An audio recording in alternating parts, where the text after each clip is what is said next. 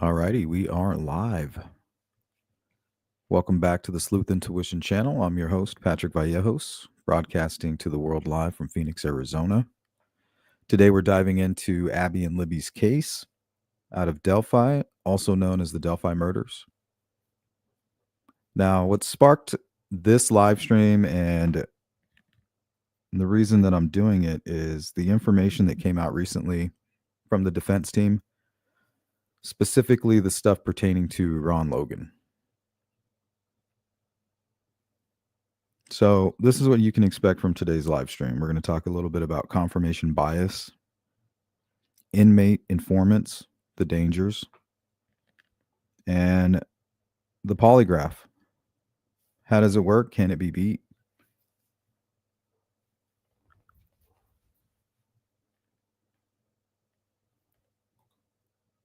What's up, Mustang? TJ says that dude in Ocean's 11 cheated a polygraph test by putting a tack in his shoe and stepping on it every question. I believe that has been debunked. I think that the polygraph, it's reading certain things, and whatever that is eliciting in your body, whatever response, that's not being measured, I think. I think they debunked it on Mythbusters and on the Discovery Channel. Somebody tried to do that, but it didn't work. They even test your sweat glands. I believe that's what they're doing on your finger.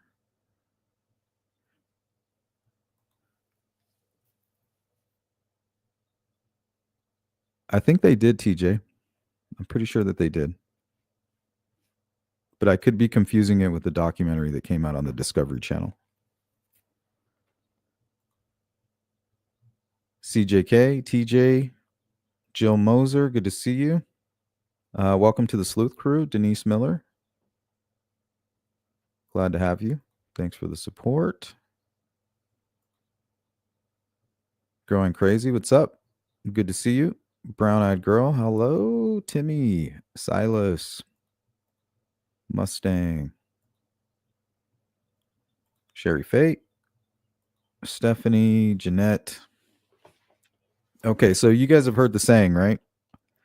In the land of the blind, the one-eyed man is king, or the man with the third eye, or the one with the mind's eye, or the one with the intuition. But usually you hear it said like that: in the land of the blind, the one-eyed man is king. To me, that reads as an advantage, right? Those that have an advantage. Well, when it comes to the Delphi case, it's not like they were blind at birth, right? They're blindfolding themselves. And we could be talking about ourselves too, right? We need to be careful of that. So that's why we're going to start with the whole confirmation bias. What is it? How can we watch out for it? How can we protect ourselves from it?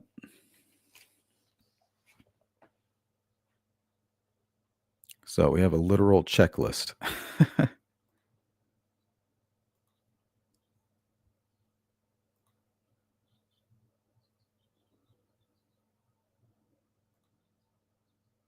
What's up, She Warrior? Typo. The only way would be if I could ask myself another question in my head and pretend I'm answering to that. I'd really have to project my inner voice. Yeah, and what's funny is we're going to watch a few videos on it, and there's an expert. That's exactly what he says, and that's what I was thinking too. You would have to somehow listen to the question and then quickly disregard it. Understand like, okay, this one needs to be false, so I'm going to go ahead and think of something in my head, ask myself a different question, completely forget that question, and then answer it truthfully. The question in your own head. I think that's really the only way, unless you can just completely control your body, which would be that's a feat in itself, right? But yeah, the only way would be to control your thoughts, I think too. I agree with that typo. Rescue all the dogs. What's up?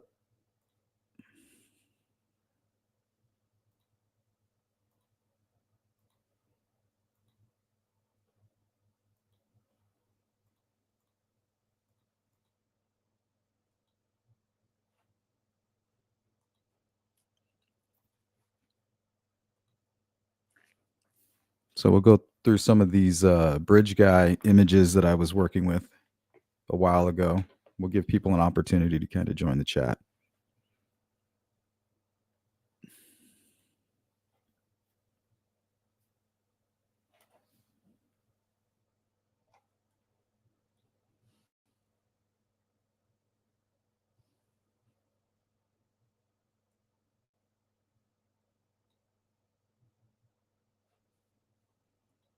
What's up, Vegas? Didn't that Richie guy fail his test about what Ron Logan said, or is that just another myth? No, it's true. We're going to look at it. I didn't want to discuss that until I had the paperwork in my hand.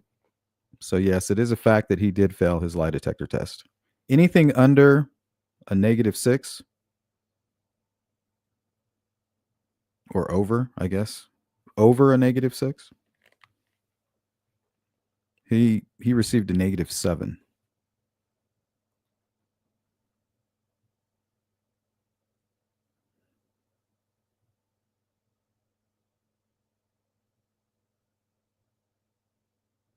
Yeah, sometimes they'll re-ask the question. Like if they see like a weird kind of response from the machine, they'll ask the question and they'll rephrase it.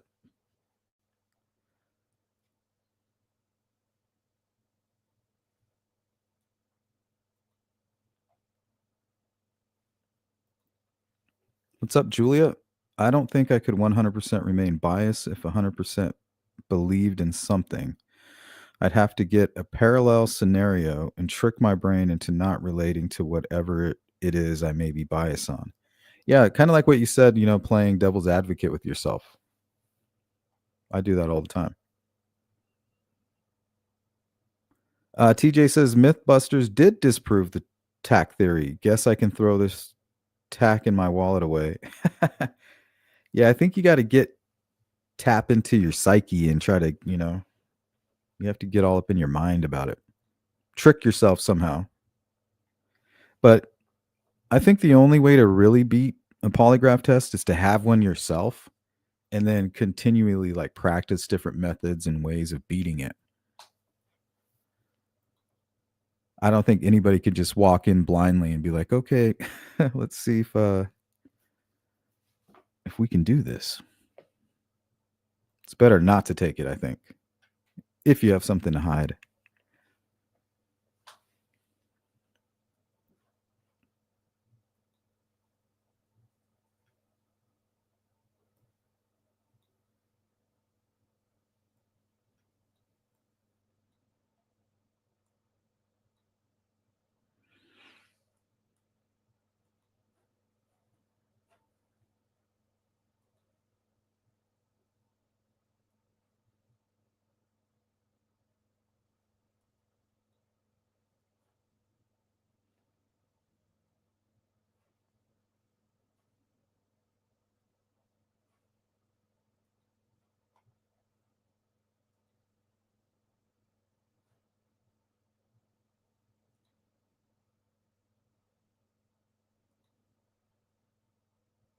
Vegas, no. He refused the polygraph.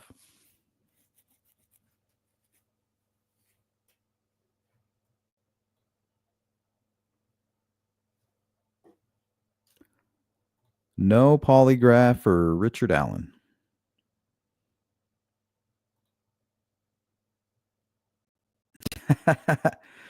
Yeah, I first saw that on Ocean's 11. I mean, it makes sense, right? But I don't know how it's going to help you with your sweaty fingertips or your breathing.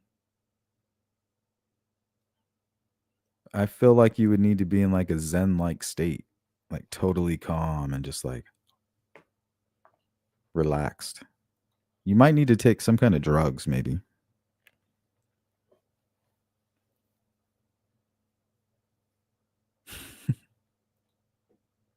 Typo says, on that topic of hacking a test, my friend's ex got pulled over after having drinks the night before his wedding. He swears that he quickly swallowed some pennies and passed. Heard of that? Yes.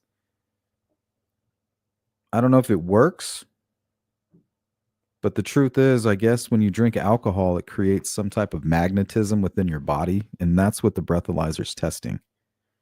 So maybe copper pennies is affecting that in some way, but I have heard that before. So a lot of people think if they put like breath mints or something in their mouth, they can beat it, but that's not what it's measuring. Some kind of electrical field.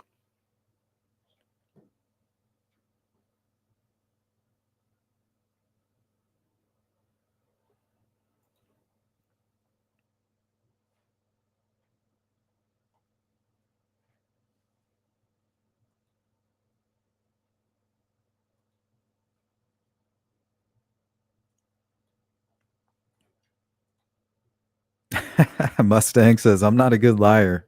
If I was guilty, I'd flunk. Well, maybe that's why Richard Allen didn't take the test. He said the same thing.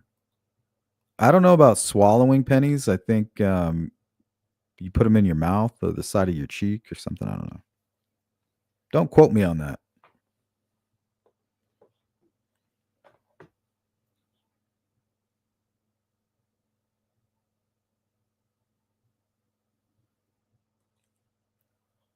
What's up, CJK? Rescue all the dogs. I am the worst liar. Makes me sweat. Yeah, they'll get you with the sweat.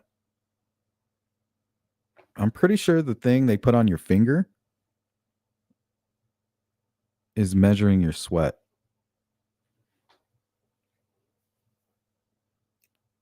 Because you perspire through your fingertips.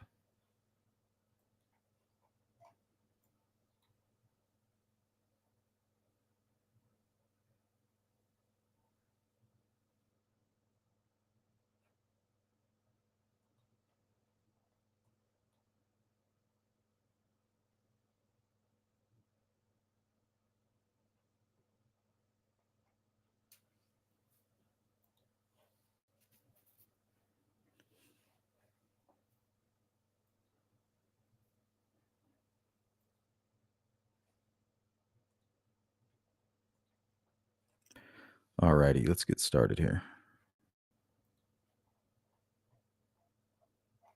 Okay, so I pulled this information from Very Well Mind under their cognitive psychology section. It's titled, What is Confirmation Bias? Cherry Picking the Facts to Support an Existing Belief. So let's see if we have confirmation bias.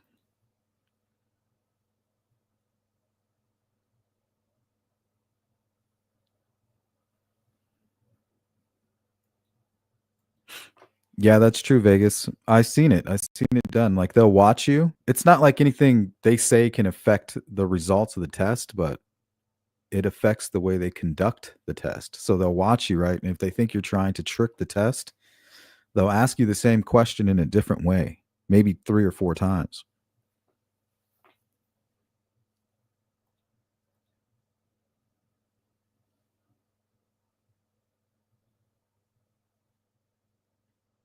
The placebo. Hey, Gambies, what's up? Shrooms, how you doing? I hear if you rub your belly while patting your head, it works. I don't think everybody can do that. I wonder how many people are doing it right now, Shrooms.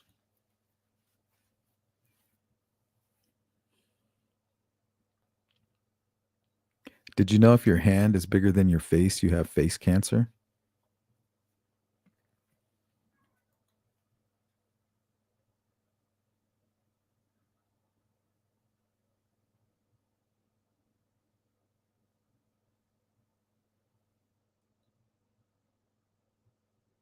What's up, Silver Leaf?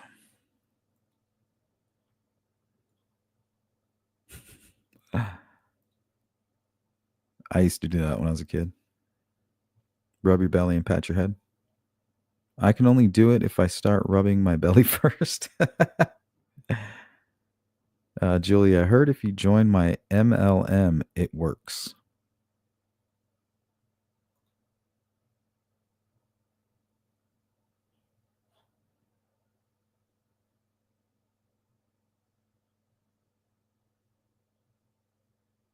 I think it's been verified, Shelly,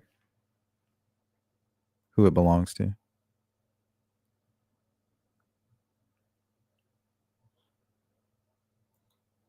Miss Dog Lover, what's up? How are you? All right. What is confirmation bias? Confirmation bias is a type of cognitive bias that favors information that confirms your previously existing beliefs or biases.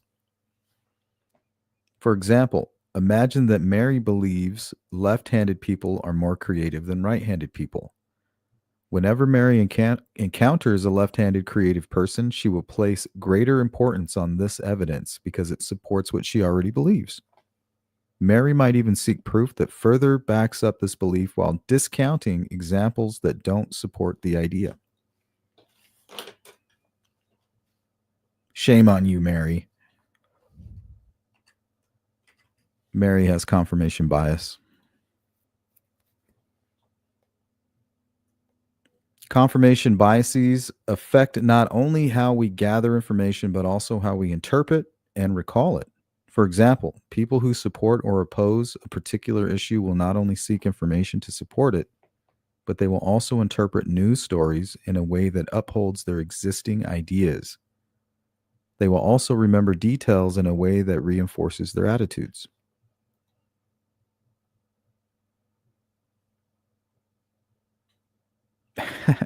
CJK says, I try not to break the law. I'm not a good candidate for jail and all of the nuances related to the experience. Well, they do lie detector tests for jobs and stuff now, too.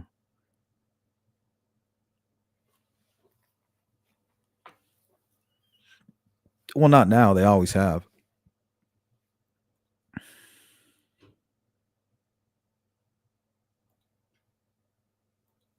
What's up, Stephanie? All those child killer activists are biased because he's been proven guilty and they still support him. Well, I think their bias is that the government is corrupt and that there's so much that they can't ignore that they've put too much weight on. They're misinterpreting things, right? It's kind of like a doctor if he comes into the room and misdiagnoses his patient, something could go wrong. That's what they're doing here with the case. They've misdiagnosed it. But they weren't born blind. They put the blindfold on and tied it in the back themselves. Now we're in the land of the blind. And those of you with the mind's eye and the intuition, or at least the ability to pull your own blinder away from at least one eye, you will have the advantage. But you have to understand what confirmation bias is before you can kind of pull down the blinder.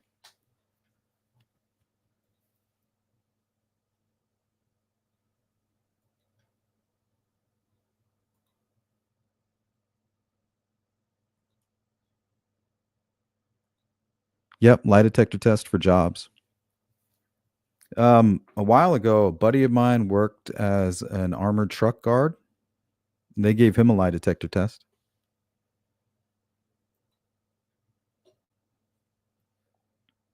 Or a polygraph, whatever you want to call it.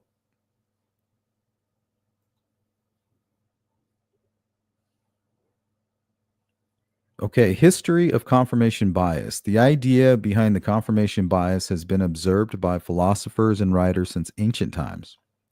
In the 1960s, cognitive psychologist Peter Wasson conducted several experiments known as Wasson's rule discovery tasks.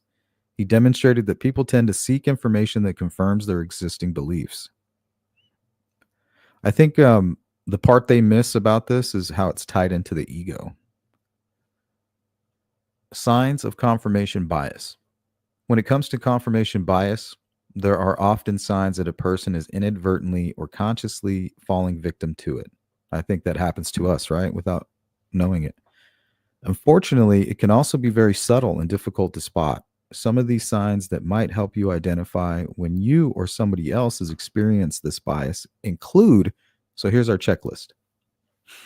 Only seeking out information that confirms your beliefs and ignoring or discredit information that doesn't support them. Looking for evidence that confirms what you already think is true, rather than considering all of the evidence available. Relying on stereotypes or personal biases when assessing information. selectively remembering information that supports your views while forgetting or discounting information that doesn't. Having a strong emotional reaction to information. That's very dangerous anywhere. Having a strong emotional reaction to information, positive or negative, that confirms your beliefs while remaining relatively unaffected by information that doesn't. What this reminds me of is there's a YouTube channel. What I can't remember what it's called, but it's been around since the beginning, and they've been blaming. It's like analysis and detection or something weird, and they keep accusing Ron Logan, right? And they're trying to show you all this evidence of proof that they gathered, and it's all hogwash. But all of a sudden, this new information about Ron Logan comes out, and everybody that ever came out publicly and said, "Hey, I think the bridge guy is Ron Logan," they're jumping on this, right? They're getting excited. They're having a strong emotional reaction to information, positive or negative, that confirms their beliefs. So, right there's a good case of confirmation bias. But it can work both ways, right?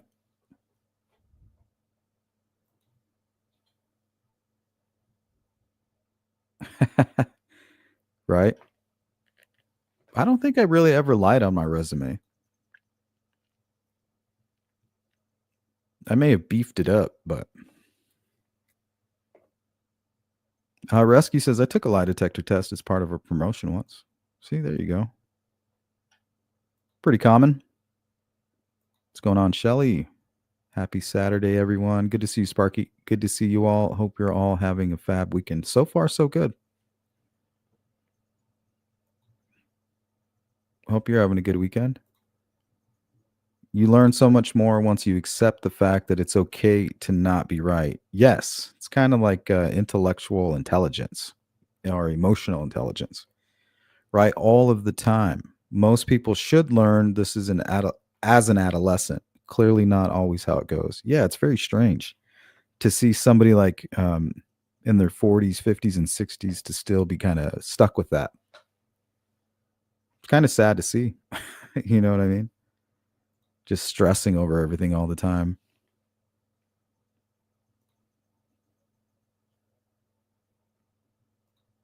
Vegas says, Sleuth, think Richard Allen, innocent people will do something crazy just to prove they're right? No. I just think that they're ignoring like the actual facts. They're putting too much weight where it doesn't belong. And it all has to do with confirmation bias, right? They want to be right. They put all this effort into searching things. They had, their bias, and they went into the rabbit hole with their bias when they should have left it at the door. That way they wouldn't have been so invested in the tunnel to the left as opposed to the one to the right. Like they went too far down this way. Now they're invested. It's called the point of no return. But the truth is, if you just set it down and walk back, it's not as hard of a walk that you think it is, especially when you put down all the bullshit. It's not that heavy anymore.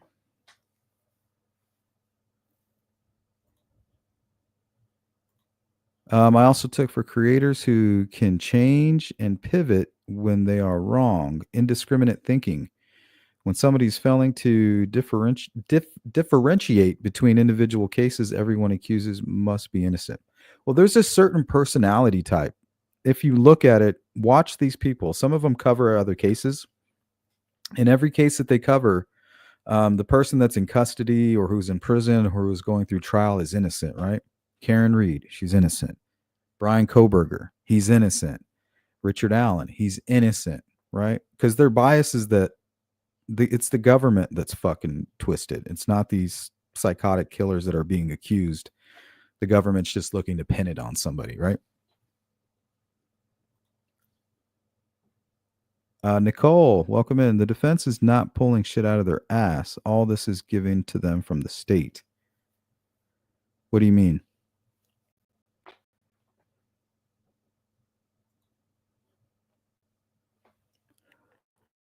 Whatever do you mean?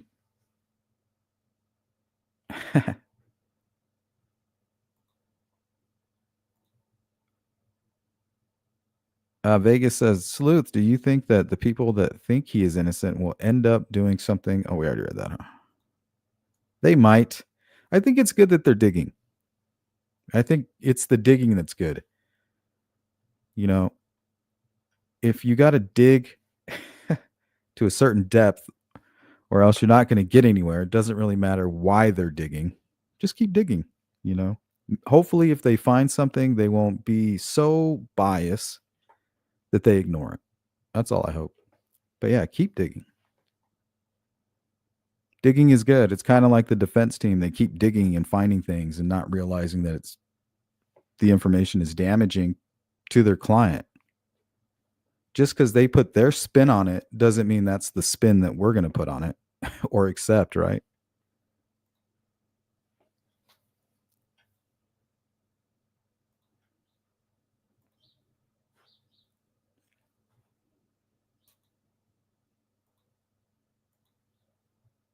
Typo Sleuth, I would love for you to interview the deception detective on YouTube. He covered Richard Allen's case once. He's a defense attorney himself, exposing tactics and manipulation. Ooh, interesting.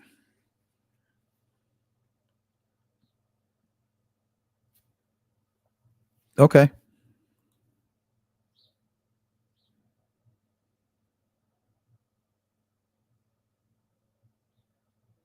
Nicole says, if I knew law enforcement was lying to me, no way in hell I would take a lie detector test. Why wouldn't you? Wouldn't that help your case? Wouldn't that help your cause?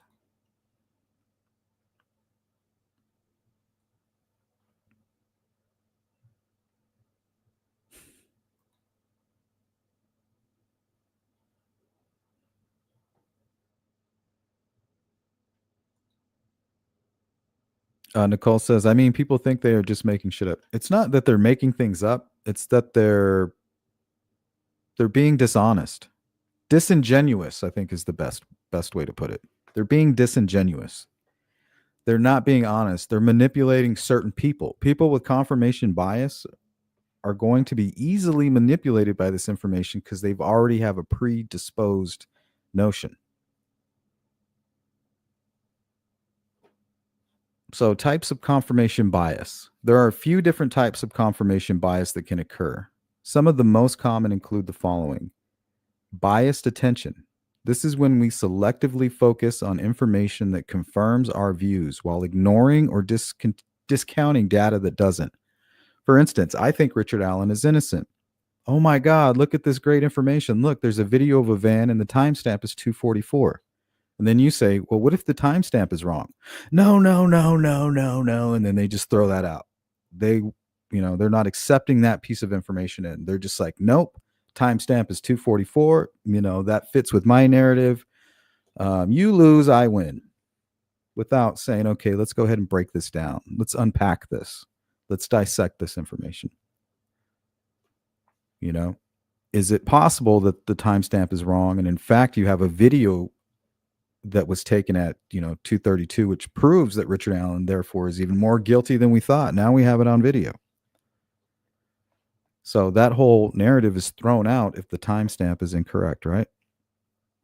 Confirmation bias won't allow you to even consider that. You're taking everything that the defense is providing to you at face value because of your confirmation bias. All right, let's continue on. Other types: biased interpretation. This is when we consciously interpret information in a way that confirms our beliefs, right? Some of you might be bent set on Richard Allen being 100% guilty. But remember, the reasons I think he's guilty is because of the timeline, lack of alibi, confessions, and most importantly, and 90% of the reason why is because he was found guilty by a jury of his peers who had a front row seat at the information. Some say, well, innocent people are convicted all the time. Well, those are the reasons that I believe it. Do I know it to be fact? No, I don't.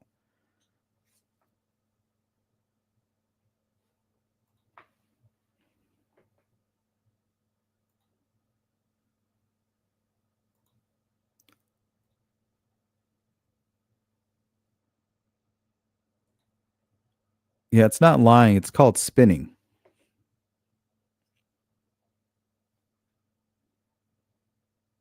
Okay, here's the other type. Here's the last type, biased memory.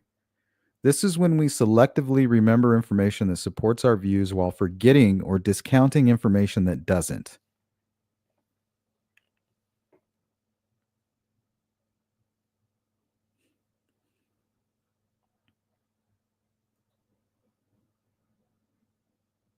Here you go. Yeah, they're twisting the truth. That's a good way to put it.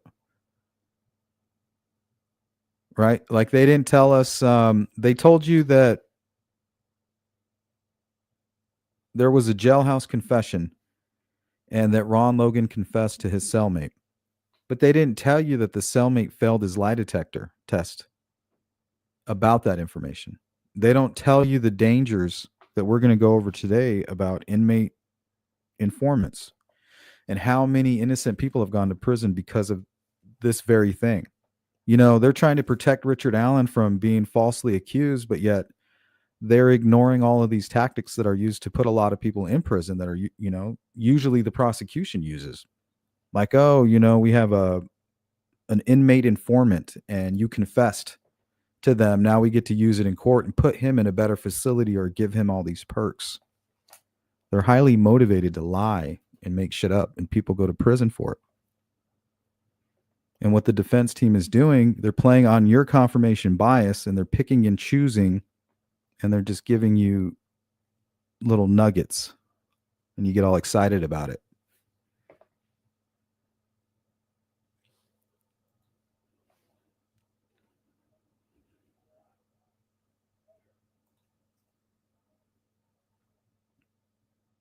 Well, I think that's what the defense is. That's their job. Their job is to put a spin on it. If you've been keeping up with the Brian Koberger case, you can watch his defense. They're struggling to put the spin on all on the information, try to get certain things suppressed, like the DNA. So they got to put a spin on it.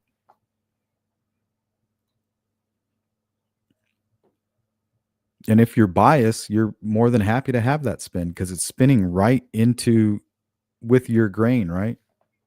It's going with the flow of the river that you've created, not against it. You're tubing at this point down the Salt River. Okay, examples of confirmation bias. It can be helpful to consider a few examples of how confirmation bias works in everyday life to get a better idea of the effects and impact it may have.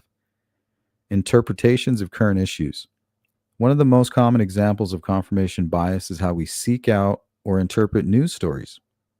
We are more likely to believe a story if it confirms our pre existing views, even if the evidence presented is shaky or inconclusive. For example, if we support a particular political candidate, we are more likely to believe news stories that paint them in a positive light while discounting or ignoring those that are critical.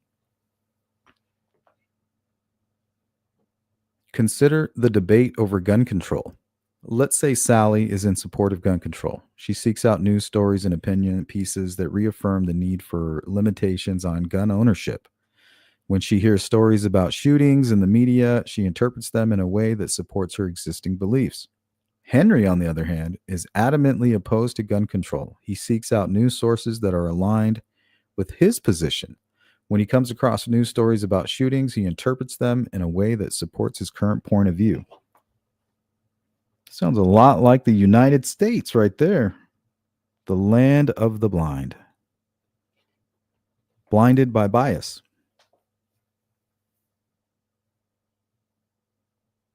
Thank you, Sparky. Yeah, shout out to those of you who have been supporting me by donating to the Cash App, the Venmo. Thank you, guys.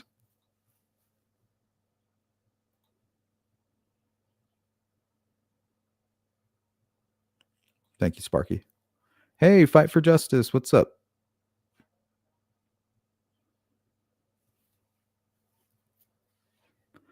All right, I think we get the hint. I think we get the picture. Because of time, I think we should go into the polygraph test. All right. So, how to read a polygraph.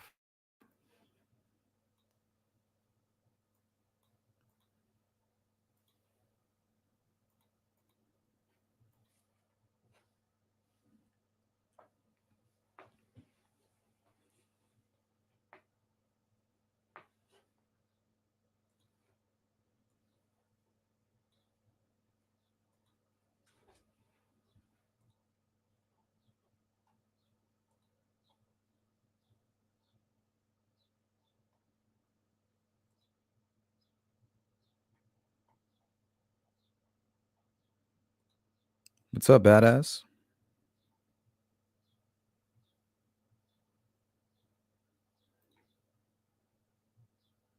Yep, 100% Vegas. I mean, that's what people want to see. It's supply and demand, you know, it's not demand and supply. Giving the people what they want. If they wanted truth, they would get that. That's not what they want.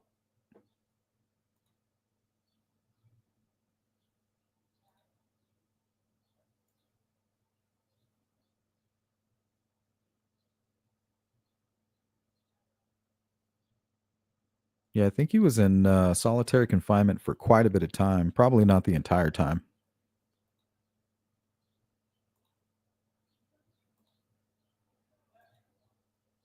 What's up, badass?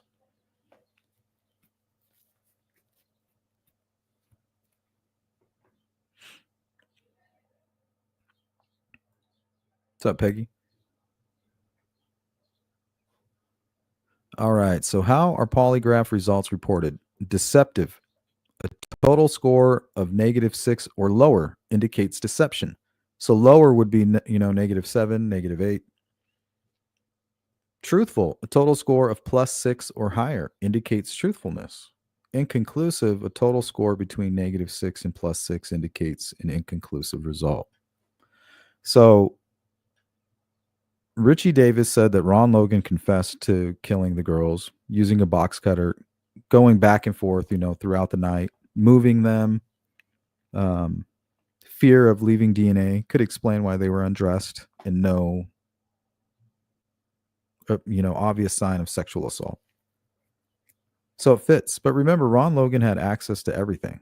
When they found the girls, how are you going to tell Ron Logan that he couldn't be right there looking, at the crime scene? And remember, when he talked to Alexis McAdams, he said he took her down to the crime scene and he pointed down at the ground and he goes, they were laying right here. And he was pointing and he was kind of like reliving it, like remembering being right here while they were laying there. And he also confessed to like burning things. Nobody remembers Ron Logan burning anything in a fire pit. They were there all night.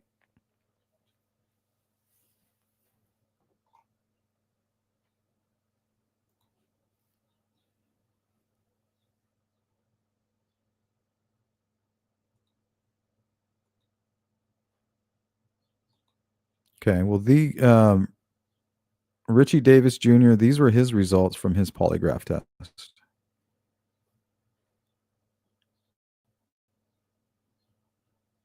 So from this section, it was a -4. From this section, it was a -3. And his overall score, -7.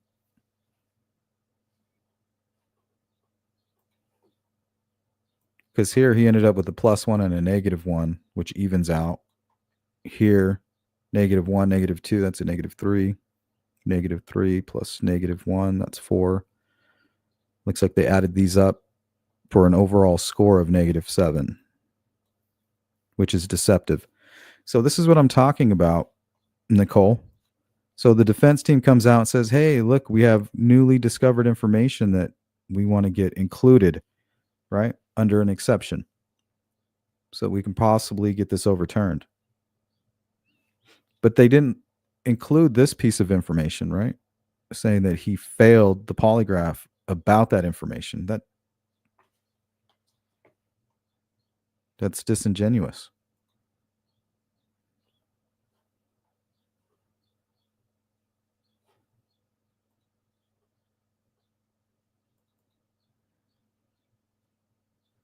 The polygraph test. It's always so dramatic in the movies or on TV as they reveal who's telling the truth. But is it like that in real life? What's up, Betsy? And who gets strapped into the lie detector these days? CBS 2's Brian Morin spoke to a local polygraph examiner to find out. Timothy Davidson is retired after 27 years with Idaho State Police. Now he's a polygraph examiner. He sees it all. He examines paroled sex offenders, defendants in active court cases, candidates for police departments, but he also sees his fair share of people who don't trust their significant other.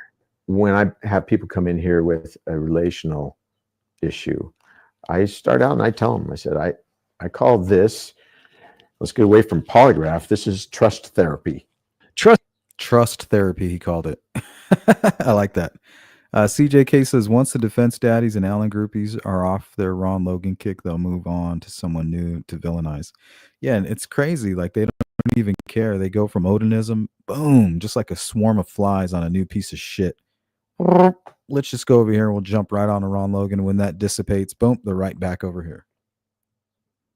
Therapy sounds good, but there are serious ramifications based on the results. What's up, Joe? So I tell them, and I get good response with that, because when I tell them, I want you guys to leave here with a better understanding of your relationship. Welcome in, Free Radical says, notice defense dumped the Odinist and their lemmings just to run with them back to Logan. When this confession has been known for years, idiots in the media are saying new confession when Logan's dead. Yep. Oh, another interesting fact is that Ron Logan's attorney, Aki, is partners with Rosie.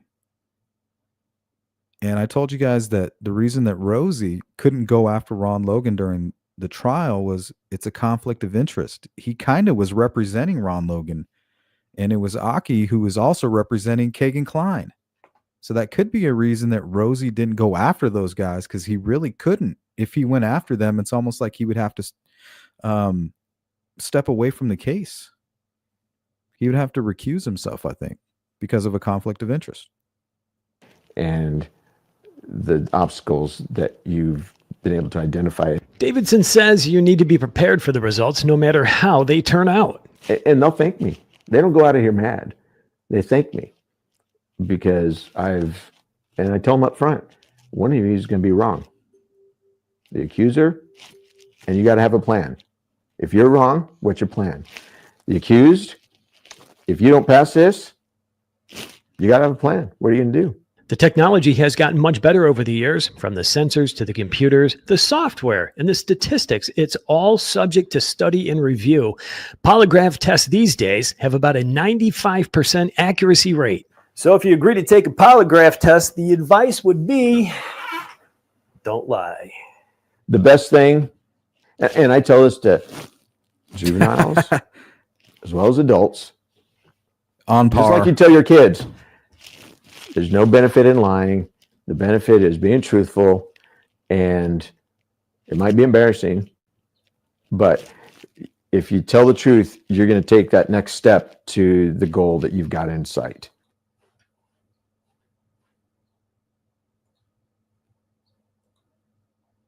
All right, I think I have a couple more of these short videos. Let's see what I got here.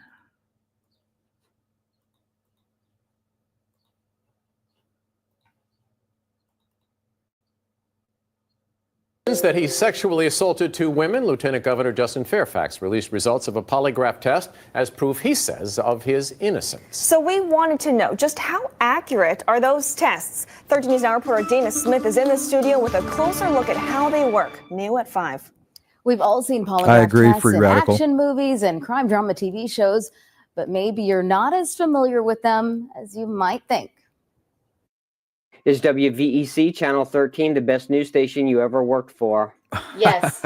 I was a decided shitty to put question. myself in the hot seat to find out if polygraph tests really work. Polygraph examiner David I Goldberg of agree, Julia. Executive Protection Group Polygraph Service says for the majority of people, they are accurate. But it all boils down to who the examiner Purple? is and the type of questions asked, so you don't get a false pass or a false fail. They do work, and they're about 98 to 99% accurate. However, polygraph tests are not admissible in court. Former FBI agent Stephen Foster says that's because there are people out there who can trick the test. A polygraph is not going to tell you whether the person is truthful or lying. That's not what it does. Foster says although polygraphs can be a useful tool for investigators It's just telling you how their body's reacting. in extracting confessions, there are some people who can essentially beat the test. Some people are just guilt-free. You know, they don't necessarily have a conscience, or maybe they refocus their attention in a different direction, or they control their emotions a little bit. And some people are able, during a polygraph, to tense up their muscles and change the blood pressure in their bodies. See, that's kind of what we were talking about earlier. What he said here, watch. No, they don't necessarily have a conscience, or maybe they refocus their attention and Refocus your attention, right? So you hear the question, you're like, okay, I need to answer this one as true. So now I'm going to ask myself in my mind a question, and then I'm going to answer it honestly.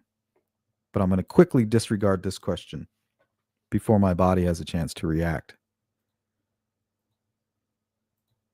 I think that might be the only way, unless you're just a psycho and you're just cold, ice cold.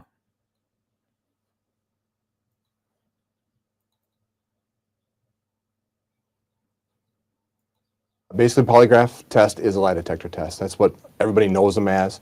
It basically just measures the reactions in your body to questions. And for the Bloomington Police Department, this is Detective Harm's field of expertise. We use it for several different reasons. One would be to clear somebody of a crime. If they're a suspect, it's a good way to clear them of it, or it's a good way to confirm that they are the person that we're looking for. A lot of times it helps us with interviewing people, that type of thing. Polygraphs aren't admissible in court, so we can't bring the results into court and say, here, he failed the test or he passed the test, that type of thing. But it's more of an investigative aid. Rather than just explaining how a polygraph works, Detective Harms showed me. And that first meant getting hooked up Drive to the safe, B. machine. There's two pneumo tubes that we put on. One is for the upper chest, one is for the belly. Males are typically belly breathers, females are typically chest breathers. We measure them both to cover both areas. And we look for slowing of the breathing, stopping breathing. People typically, if they tell What's a up, lie, Jerry? they either hold their breath or their breathing slows way down. So we look for that. The cardio, your blood pressure. In that, we look for Fight for Justice's polygraphs cannot be used in criminal trials in Indiana. I don't think they're admissible really anywhere, honestly. Not that I know of. I think they're kind of like sketches. They're more of an investigative tool. Like, hey, do we continue wasting time on this guy, or can we take a little bit of weight off of him? spikes in your blood pressure, your heart rate, that type of thing. That's an indicator of somebody being deceptive. And then the galvanic skin response, That's right, that Jason. measures the That's the electrical bias. conductivity in the skin when it's reacting to stimulus such as fear, that type of thing. So what I did is I asked you to write a number down 1 through 7, write it down on a piece of paper, fold it up, put it in your pocket. I didn't see what number you wrote down. I was instructed to hold still, keep my feet flat on the floor, and fingers spread apart. Is the number you wrote down number 2? No. Is the number you wrote down number 4? No. Is the number you wrote down number 7? No. Once the test was finished, Detective Harms examined my reactions to each of the 7 numbers to determine which one I had wrote down. So your breathing slows there. I'm going to go with number 6. That's scary, Stephanie. Are you that good? There you go. All right. When a person tells a lie, they relive that event. And it's the fear of being caught in the lie that triggers, it's the autonomic nervous system is what it's called. And that is broken down into the sympathetic and the parasympathetic. And what that is there's the phrase fight, flight, or freeze, the adrenaline rush that you get, that's the sympathetic portion of the autonomic nervous system that kicks in to protect the body. So when you put your toe on a thumbtack, it's not triggering that same response. It's completely different. So whatever is triggered by putting your toe on a thumbtack is not being measured at all by the polygraph machine. The parasympathetic then tries to bring the body back down to homeostasis, normal, It's more of a everyday life, panic, that type of thing. not physical. When I'm explaining it to somebody, the polygraph test, when I'm explaining the polygraph test to a person coming in taking a polygraph, I basically ask them, have you watched a scary movie before? They typically say yes. And I'm like, as you're watching the scary movie, the scary part comes, you start to get the goosebumps, the adrenaline rush. The scary part comes, you jump, you scream, whatever it is that you do, and then you go back down to normal. That's the autonomic nervous system in the body. I can't control that with the polygraph. They can't control that. It's a natural reaction in the body. And that's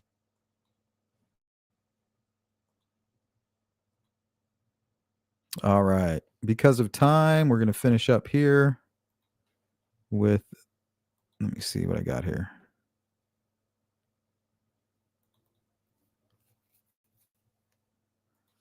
All right, this was just a quick little video from the Innocence Project.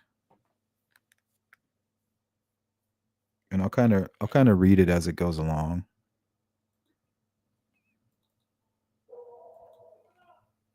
Jailhouse informants are people in prison incentivized to testify against a defendant in exchange for a benefit. Their false testimony has led to countless wrongful convictions. 17% of 121 death row exonerations involve jailhouse informants. Informants, there's really no question, are the most dangerous witness in the system, right? They're incredibly motivated. They're often very compelling figures, and when you don't have information to assess their credibility, that's really where you're going to have outcomes that don't match what actually happened in the case.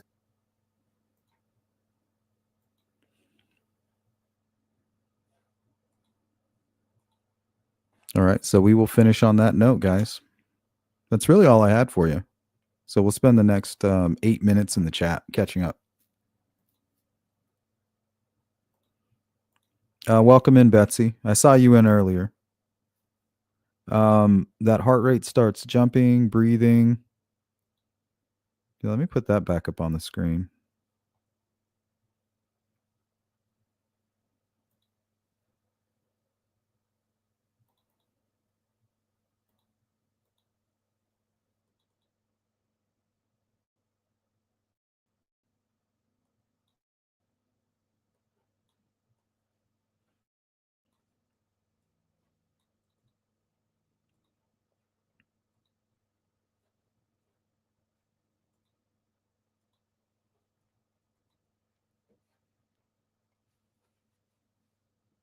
So they got your chest breathing, stomach breathing, sweat duct activity, and blood pressure.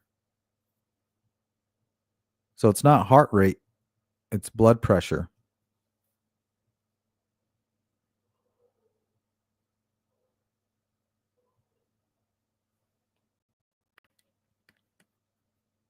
So they're checking your blood pressure. So they probably have something wrapped around your arm. Sweat duct, your fingertips. So they'll put something on your fingertip. Stomach breathing, maybe something wrapped around your stomach. And then something wrapped around your chest.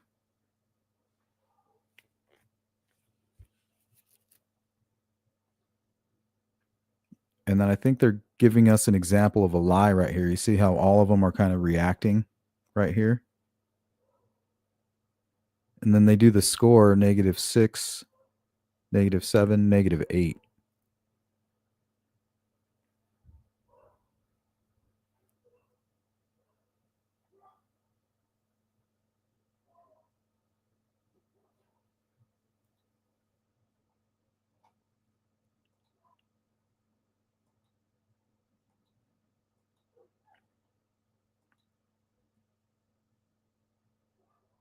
What's up, Peggy? Well, that's the point, Peggy. Oh, are you talking about the Hoosier Harvest? No, the Hoosier Harvestor camera was off. It was way off. Peggy says, not being argumentative, I truly want to know the answer to this. How do we know the timestamp is correct for the Hoosier Harvestor camera? The timestamp was not correct. But the thing is, they have verifiable vehicles that are passing in front, right?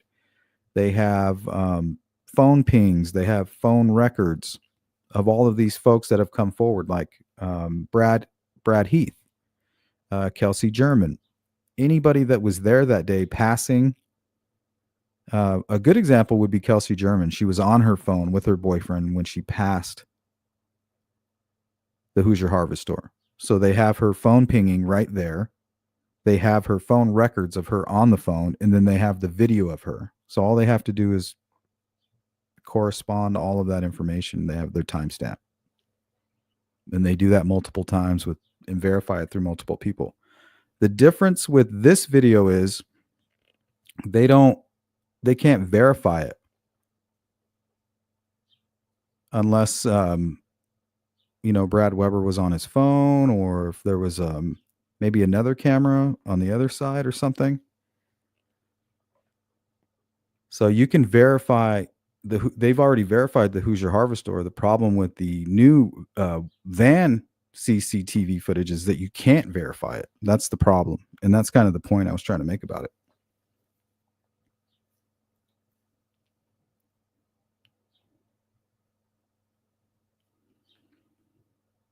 So that's your reasoning? That multiple defense attorneys thought that their client was innocent? That's clear case of confirmation bias. That's not even evidence. That's not proof. That's something that we looked at. That's emotional. That's an emotional response, which is part of confirmation bias. We just explained this. But it goes both ways. You know, for those of you who are looking to convince yourself of Richard Allen's guilt, don't put that burden on you. That was on the burden of 12 people. You know, that's not your burden. But if people want to take on the burden of proving that they were wrong, I think that's great. But they just need to be intellectually honest with themselves and at least be aware of their confirmation bias and the way, and not allow the defense team to be so disingenuous. Because you don't seem honest and you don't seem believable when you just accept this kind of information without doing your own due diligence.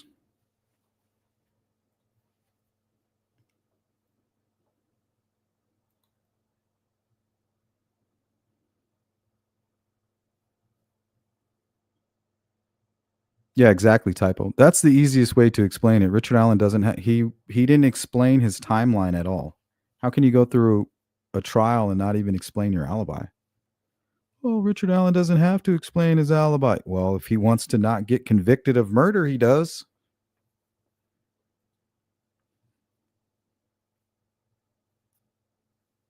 We know for a fact he was with his mother that morning. Okay. What did his mom say about his demeanor? Oh, she didn't say anything because she didn't come forward. It wasn't even brought up. That's the craziest part of this entire trial, was the lack of information regarding Richard Allen's whereabouts from the AM to the PM. All we know is that his wife came home at 5:30 and he was asleep. That's it. We don't know what time he left his mother. She hasn't come forward. Nobody's divulged that information. It's kind of weird. We know more about Brad Holder than we do Richard Allen and what they were doing on that day.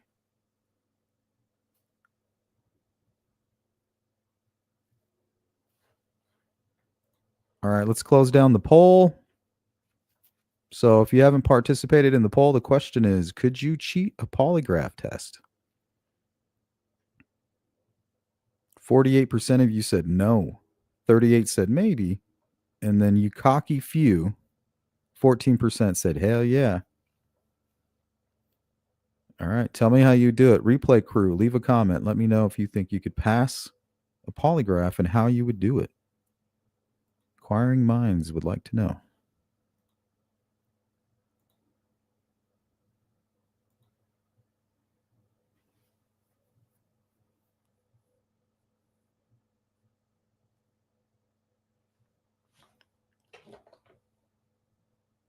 Yeah, and their explanation typo was, it was off by 12 hours, but it's obviously not AM.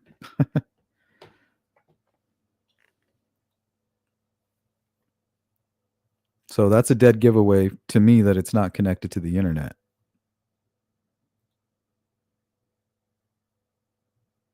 Take care, Sparky. It was good to see you.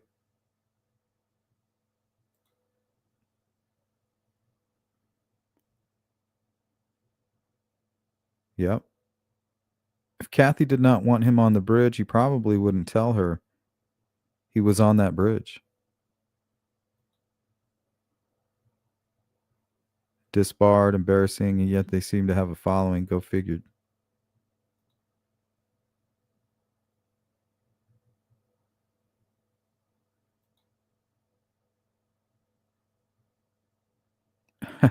Nice.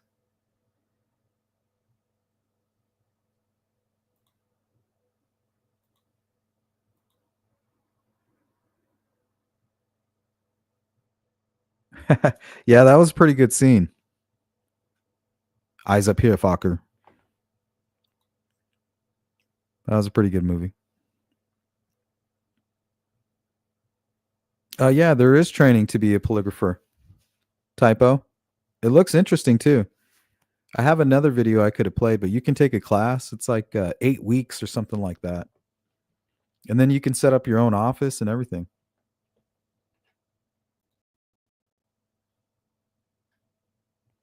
Man, you'll probably have interesting stories every day. Probably deal with a lot of cheating couples and liars. What's up, Purple? Yeah, standing on a Lego.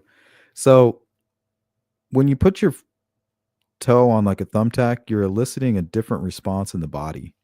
You want to try to figure out a way to elicit the panic response. So when you're trying to lie, you relive the lie in your head and your body kind of starts to panic a little bit. It's not a physical pain. It's not like somebody pinching you. It's something mental. So if you could do that from the very beginning of the test and somehow keep your breathing in check and keep your fingers from perspiring, I don't know, what would you do? Like cover them with a thin latex or something? I don't know. Some people suggested antiperspirant, but I think there's something in there that's been debunked as well too. Like it helps actually with the connectivity.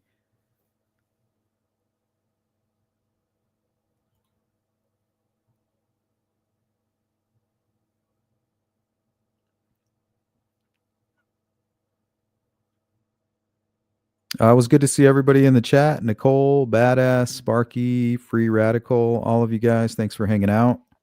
All of you folks who continue to donate to the Cash App, and all of you donors, I really appreciate it. All of you members out there, big shout out to my mods, all you subscribers, and even you lurkers. Little shout out to you too. You're always welcome here. And any newcomers, thanks for hanging out. And the replay crew, you know what to do. Leave a comment. We'll get back to you. Everybody else, I'll catch you on the flip side. That's all my time for now. Catch you later. Peace.